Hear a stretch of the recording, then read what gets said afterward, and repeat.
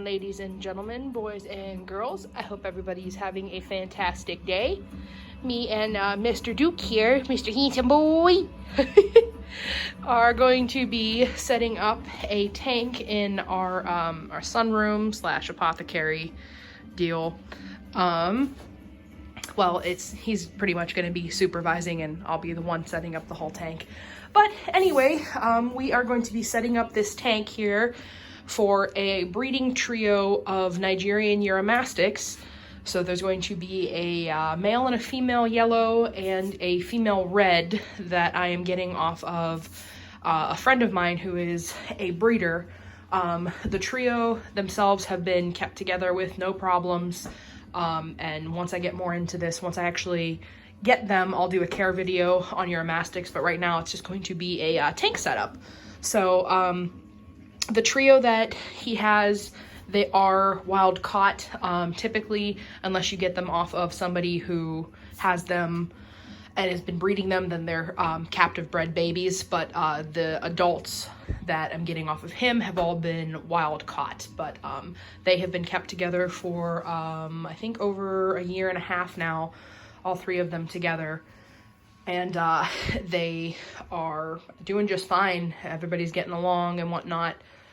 He has them actually in a 55 gallon. This is a 75 gallon that I'm going to be cleaning and scaping and getting all ready for their arrival. So I'm going to take you guys along with me to get everything cleaned up and how I'm going to set it up and whatnot. So this is an old tank that I got off of a friend of mine. I never, ever buy things full price from a retail store or anything like that, except for things like this. If I can't find them, I'll order them from Amazon or something. But other than that, I usually find things secondhand because they're in good condition. So this tank, it actually would hold water if necessary, but I don't need it to. So we are going to be cleaning with, this is actually not 409, this is vinegar and water. And there are wipes in here that are also not disinfecting wipes. They're a bunch of paper towels that are soaked in vinegar, water, and dish soap. So we're going to be using those things to be cleaning out this and get all of this nasty, I think this was a saltwater tank before, and there's like all kinds of like calcium and stuff. You can see it flaking off of there. The underside in there, you can see it's kind of calcified. I think that's actually on the bottom side of the tank. Yeah, that's on the underneath. It's not in here, but there's all kinds of dirt and gunk in here. So I'm going to be cleaning this up, and I'll be right back when we get it all cleaned. Right, so we have everything cleaned up and nice.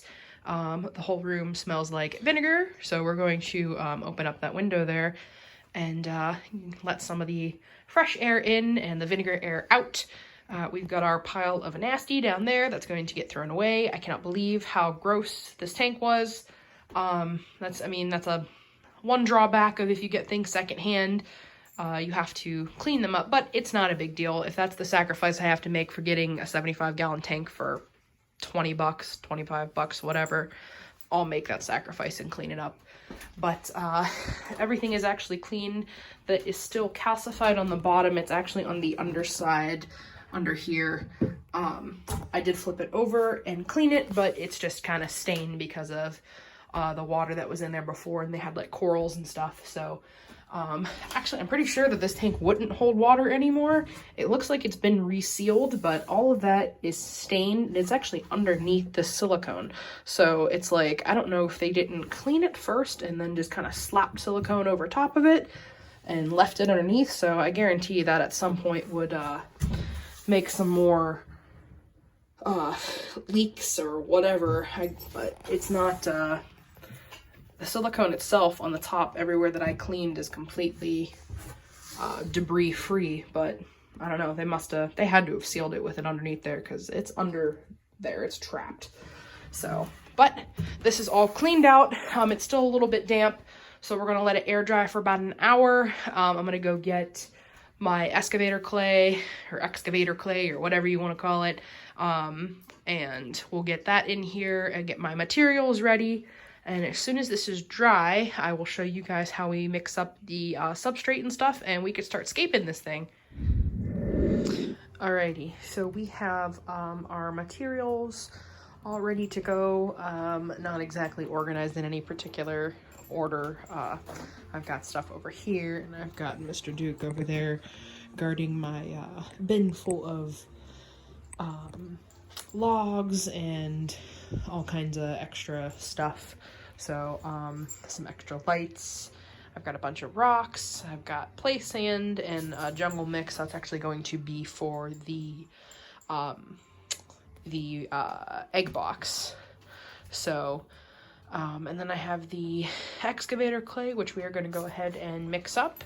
And I'm going to kind of start laying things out how I'm going to want it in the tank. I'm pretty sure I'm going to want like this flat rock over on the right hand side, which is going to be my basking side. So we're going to go ahead and get this mixed up and kind of lay everything out and start scaping here. All right, so we have got the major scaping done. We mixed up the excavator clay, and it calls for 3 cups of water per 10-pound bag of excavator clay. I found that I needed a little bit more than 3 cups. You want it to kind of pack in your hand, but you don't want it to be like a mud consistency. So, but got it to that point and got it to be pretty moldable. Whenever you're scaping something like this, especially for reptiles, and with any kind of substrate that they're going to be able to dig in, you want to make sure that you have your heavy things put down first. So this is only a very thin layer of excavator on the bottom, and then we have this big rock here, this big rock here, and then there's another one actually in this corner down buried underneath there. So this big rock here actually runs the whole length here, so it's supporting this top piece.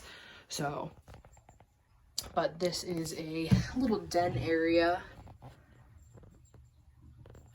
that doubles as a basking site, and it is securely in place, and there's just a little extra rock up front here, but this is all secure. And I'm not going to pull on it too much because it's still drying and whatnot, but this is, I'm confident this is in place as well as it can be, and they can dig around it as much as they want, and it's not going to shift whatsoever. And if it does, it's just going to fall on either that rock, or that rock, or all 3. So, but that's what we want when we are trying to build something that they're going to dig around. You want complete stability, because if not, it will fall down and it will crush and kill your reptile. So, but we've got that side done, and then we've got a kind of open area here, and then there is a little log over here that we've kind of covered and whatnot. And then I have a cup in the front here. It's going to create kind of like a hole going through. You can see it's an old log. And then we have another one over here. This is going to be the lay box area where the female is going to be able to lay her eggs and whatnot. I have a mixture of soil and sand that'll go in this area. It'll be deep enough, and I'll probably get a piece of like thin slate and kind of prop it from here to there to kind of create a little bit more of a private area. And the middle is going to be a mixture of sand and more excavator clay, but I'm not going to mix it with any water. I'm just going to leave it in its dry form and mix it with the sand, and that's what will be throughout the middle. Uromastyx in the wild, in this particular species, the Nigerian Uromastyx, they are on, like, in the wild, it's a clay-based substrate, so it's very loose, and so that's what I'm going to try to replicate here. But we have a light on over here. This is just one of many bulbs that are going to be on here. I have another set of basking bulbs and a ceramic heat emitter that's going to be more towards this side to kind of give it more heat this way, but without the light.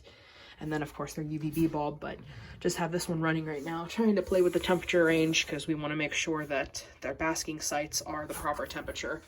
So I know I'm not only using this as my hand as an indicator. I have a temperature gun. So, but we're gonna let this dry, and once this is dry, it'll probably take about 24 hours It's about 11 p.m. here right now. So we will come back in the morning and see how dry it is. And probably, maybe tomorrow afternoon, I'll mix up the other substrates and get them in here. Probably be able to pull that cup out, see if it needs reinforced at all, and be able to go from there. All right, we will be back. All right, this is day 2. Well, it hasn't been a full 24 hours. It's probably been about maybe 13, 14 hours since we have put all this stuff in here, and you can see the lighter colored areas are areas that are dry, and then the areas that are darker in color still have some drying to do. But for the majority of the areas, even the stuff that's darker, it's not as damp anymore. It still feels a teeny bit moist, but it's definitely not as damp as it was, and it's you can feel it's definitely hardened up. So this, I'm not pulling on it a whole lot, but I am putting a little bit of force behind it, and it's staying in place. So there's nothing in here. I got Mr. Growly Monkey over there. Thinks there's something in here already, but everything is pretty well into place. We pulled out the cup, so now we have like this little den area there. Will you hush? I have another bag of the excavator clay, and I'm gonna probably mix half of that up with the sand portion to fill the middle, but I'm thinking that I'm going to mix the other portion with the water and mold this a little bit more. It's not as stable as I want it to be, kind of like, I don't know if I can see, where is it? Yep, you can see there's a crack former right there. So I'm probably going to put the cup out further and kind of build a tunnel a little bit further up on that. But other than that, everything is looking really nice, drying really nice. And I'm going to give it the rest of today to dry out. And then tomorrow, or the next day, depending on when the stuff comes in. I think it should be in tomorrow. So we will come back as soon as everything comes in. Okay guys, so it is the very end of day 3. It's about 10:30 at night right now, and everything in the tank wise is pretty much where it's going to be before the animals themselves get here. So the excavator clay took probably about 48 hours to dry pretty completely. There are still some areas like up inside of the den over here that if you touch them and like in the thicker areas, you can kind of see the gradient where it goes from light to dark. The higher compacted areas are still slightly damp, and if there weren't rocks or anything in the way like there are over here, and we were to put the Uromastyx in here now, they would actually be able to dig around and create their own tunnels and whatnot, which is good if you want them to, if you don't have these rock and wood structures. If you just pretty much had lumps and clumps of the excavator clay in there, you can just pretty much let them do whatever it is that they're going to do. I still have a small gradient of which they'll still be able to do that. Hey, you hush. Got Mr. Growly Pants. There's literally nothing for you to be growling at. It's 10:30 at night. The blinds are closed. Everybody's quiet. Go lay down. Excuse him. I do have a small portion of things that well, I mean, depending on what they're going to do. This down at the bottom is a mixture of excavator clay that is loose and hasn't been mixed with the water. So it's completely loose and it's mixed with sand. So this is like the play sand whatnot, but this is what Uromastyx like the Nigerian and Sudan Uromastyx are on in the wild. They are on like a clay-based sandy soil kind of thing. So, excuse me, there's a gnat in here. Get out of here. Over in the corner here, we have what will be the female's laying area. I actually got done talking to people who I'm getting the Uromastyx from, and they don't know if they're ready to give up the red female. They really like her, so they might just be letting me buy the yellow male and the yellow female off of them. They haven't quite decided whether or not they want to let go of the red female yet, so, but we'll decide and whatnot. But this will be the area for the female or females to be able to lay their eggs. It's a mixture of organic soil and sand, so it's a nice laying area. Most breeders will put in a lay box and whatnot, but from what I've seen with them, as long as they have some type of area that they can burrow into and lay their eggs, they'll deposit them in areas like that. So we'll see how she does, if she decides to play with it or not. If she doesn't, then I'll go ahead and clear out this area and put a box in. But it'll be a little bit before she's comfortable enough to go ahead and breed and lay eggs anyhow. So we'll just see how she plays that out. But there's another little area over here that they can get in, and under this area over here is another underneath their basking site. So that's another nice little area. Now the setup itself, altogether, like I said, this is the third day, but that was due to the dry time and whatnot. I probably could have done this whole thing in less than a day if we didn't have to wait for it to dry.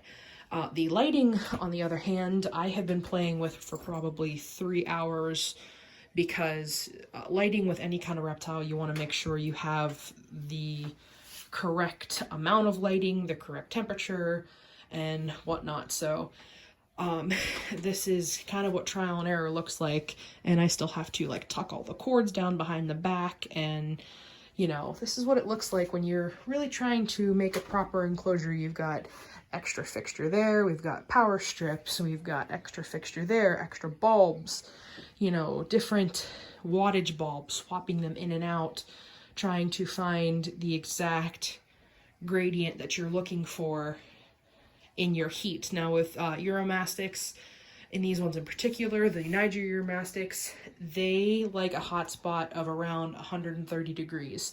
So you've got a bunch of different people who tell you a bunch of different things, but in the wild, they are getting up to 130, 140 degrees. So that's what you're trying to replicate in their enclosures. So I have one thermostat that is there, and it goes up to the back, and you can see that that's reading 130.5. And I also have a temperature gun, so we could see, let's see, that's reading 124, 123, 124, 121,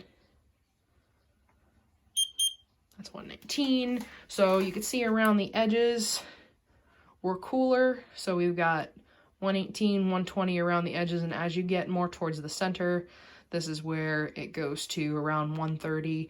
I've had it as high as 135 right in the center and as low as 121. So this is right in the gradient that we're looking for, between 120 and 130 degrees. So there's 126. And again, this is what I've been doing for the past 3 hours solid, is just messing with the lights and switching out the bulbs. That particular bulb is a 250 watt. This is actually one that they've used for like brooding chickens and all that. So, but there's sorry, there's a 250 watt there for one basking site. There is another basking site over on this side. This is 150 watt. This one, let's see where we're getting at over here. So I just turned this one on, so there was about 98 there in the center. 96, 95. So this one is obviously not going to be as hot as this one, but I also just turned this one on for the sake of the video a little bit ago. So that one is just going to be an extra basking site. And then we have a Reptisun 10.0 UVB bulb up there. I opted not to put on the screen lid because the screen often filters out a lot of the heat and light that goes into the tank, especially the UVB. It definitely filters out a lot of that. So going with an open tank plan here, and as long as you have enough basking bulbs in this tank, you will be able to maintain your temperature. So at night, all of these three get shut off, and actually I have a set of 2 ceramic heat emitters. They're both 150 watts a piece that will come on at night and maintain the heat throughout the night. So, but this is the setup that we're going for here, and I will put all this together and upload this, and then when the Uromastyx come in, I will do an unboxing on them and eventually a care video on them. So we've got, you know, 2 more videos coming after this one. So, alrighty. Everybody, if you decide to set up a Uromastyx, I say I did a pretty good job.